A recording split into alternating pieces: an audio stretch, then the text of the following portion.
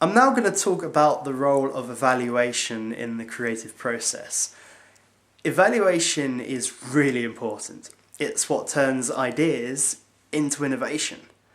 But evaluation can also kill creativity. We often evaluate far too early. We're quite critical in the way we think. We're able to judge what is a good idea and what is a bad idea. But if we do this too early, we're not letting the ideas blossom. Ideas are pretty fragile things, and they can hold so much potential if we can look at, well, how to get the positives and exaggerate them, exemplify them, and how to remove the negatives, or find other ways of making the idea work. Evaluation too early on can just kill all that potential. The other thing is, working in groups of people can often be quite tricky and a little bit hairy when deciding on what is a good idea and what to take forward. People often have their own opinions, they have their own agendas, they have their own emotions behind what they're doing and their ideas. Now, if I come up with an idea and someone says, "Simon, I hate it," then I feel a bit offended, and I might then strike back by not liking their ideas later on. It can be a little bit petty once we get emotions coming into it and once we get agendas getting in the way. So we have to be kind of smart in our evaluation, and I've got a few ways in which we can do this. One way is a simple voting system. Now, if you give everyone a vote, it could be a completely undisclosed vote, or it could be a very visual vote, so you're physically going and sticking things on the idea that you like. The point is, the vote gives people that power to say, I have an option here, I have a choice, I want to go and display it. Otherwise, we might get into a situation where people feel slightly subdued or don't want to voice their opinion and let others lead the way. We also get this thing called groupthink, where ideas kind of bunch around the popular consensus of a group. So that might mean some ideas, some opinions are, again, getting subdued.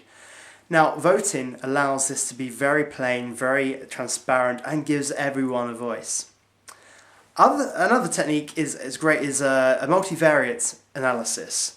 So instead of kind of bickering about what makes the idea good or bad, you lay it out there. You have your kind of columns of your criteria against which you want to measure your ideas against, and you have your ideas down there.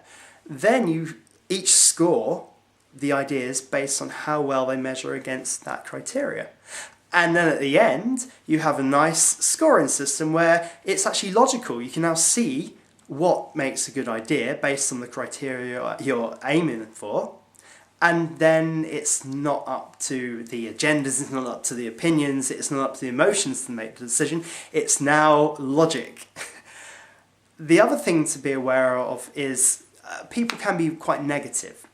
So people's first instinct quite often is why it won't work. Not how could it work, it's no, this won't work. I'm sure we've all seen this and all seen people who can be quite overbearing in their opinions.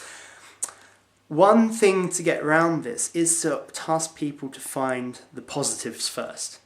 Now, if we're always looking for the positives, and if on the whole we're looking at the positives, we're going to find good stuff, and we're going to find stuff which perhaps we wouldn't have done if we'd let the negative opinions stop it first of all. So we're going beyond, and even the negative people actually could find some nice little positive gems themselves. So you can start transforming an idea and finding other ways you can exemplify the positives and make them work. So evaluation is an important part in the creative process, but it can't act to kill creativity too early. You've got to let the ideas form, you've got to let the ideas blossom. Even after evaluation, you can go back and then you can start working on the creative ideas again. So it is a process. It's a process of ideas, evaluation, then looking to build upon what you've learned.